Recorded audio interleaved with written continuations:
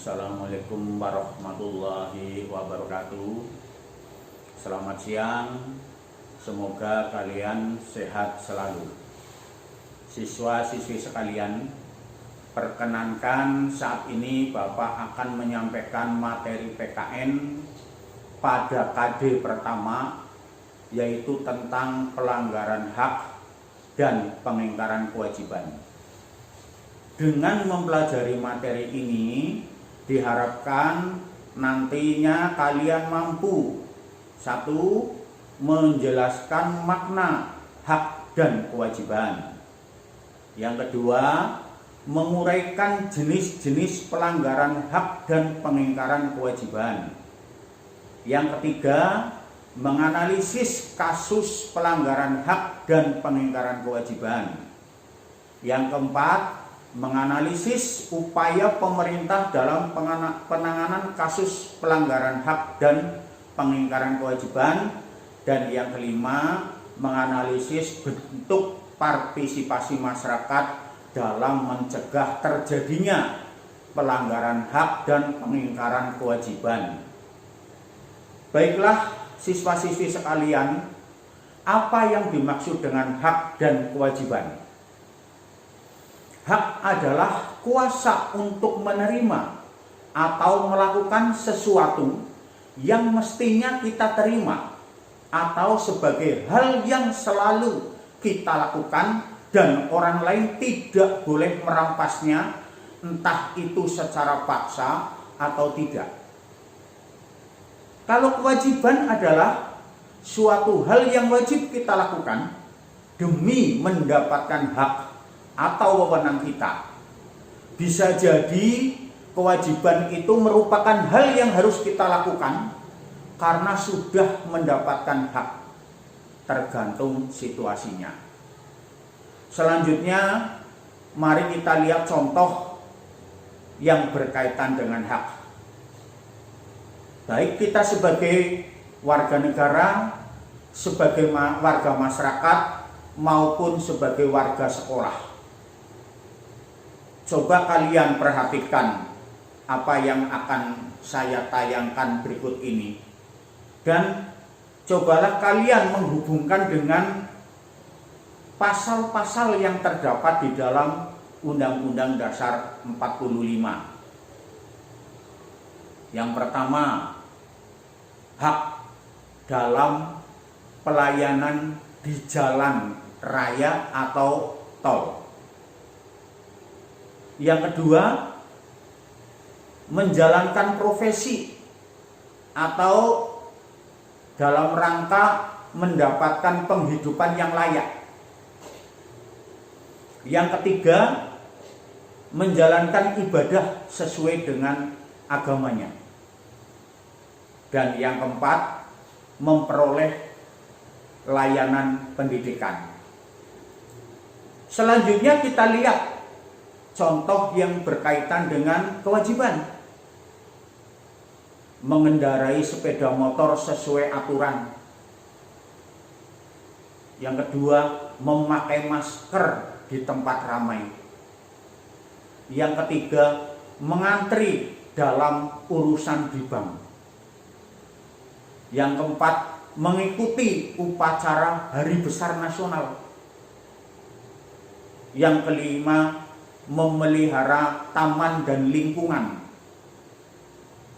Yang keenam, membayar pajak atau retribusi. Dan yang ketujuh, memperhatikan orang lain ketika sedang berbicara. Nah, demikianlah sebagian gambaran tentang apa yang terjadi di sekitar kita. Dengan tampilan gambar-gambar tersebut,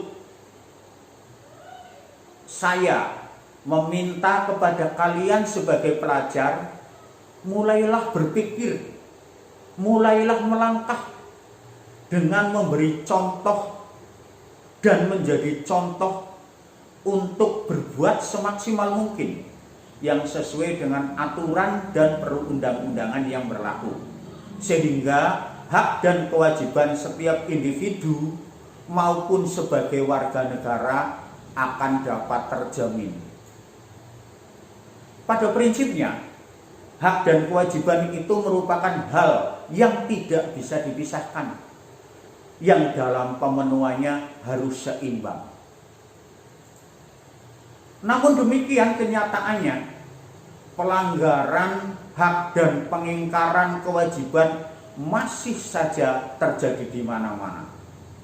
Coba kalian renungkan, kalian pikirkan apa yang menyebabkan terjadinya pelanggaran-pelanggaran tersebut. Oke, di antara faktor penyebab terjadinya pelanggaran adalah yang pertama, egois atau sikap mementingkan diri sendiri. Yang kedua, aparat yang menjalankan tugas tidak sesuai aturan. Yang ketiga, wewenang atau kekuasaan yang diterapkan tidak sesuai dengan yang seharusnya. Dan yang keempat adalah terjadinya penyimpangan teknologi. Marilah coba kita lihat pelanggaran yang masih saja terjadi di sekitar lingkungan kita. Ada orang membuang sampah sembarangan, mengendarai sepeda motor tanpa helm, menggunakan kendaraan tidak sesuai aturan, coret-coret di fasilitas umum, berjualan di trotoar atau di bahu jalan. Selanjutnya di bagian akhir, mari kita lihat bagaimana upaya pemerintah dan masyarakat dalam rangka pencegahan terhadap hak dan pengingkaran kewajiban.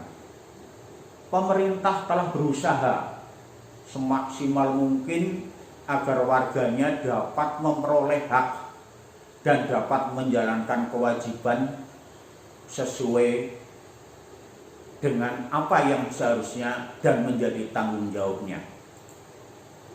Coba kita perhatikan sekarang apa upaya-upaya pemerintah dalam melindungi hak warga negaranya yang telah dilakukannya. 1. Penegakan supremasi hukum atau jaminan kepastian dan persamaan hak di dalam hukum. Yang berikutnya, meningkatkan peranan lembaga tinggi negara dalam menjaga hak dan kewajiban setiap warga negara. Selanjutnya, peningkatan pelayan publik. Kemudian, pengawasan yang menyeluruh dan meningkatkan efisiensi serta profesionalisme kerja lembaga keamanan negara. Dan yang terakhir adalah mengoptimalkan sikap gotong royong dan kerjasama antar kelompok. Demikian tadi penyampaian materi kali ini. Semoga mampu memperkaya pandangan kalian dan selanjutnya mau serta mampu menerapkannya dalam kehidupan sehari-hari sehingga akan terwujud masyarakat yang madani.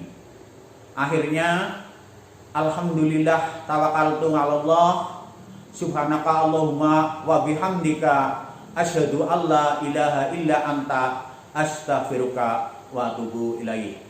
Wassalamualaikum warahmatullahi wabarakatuh.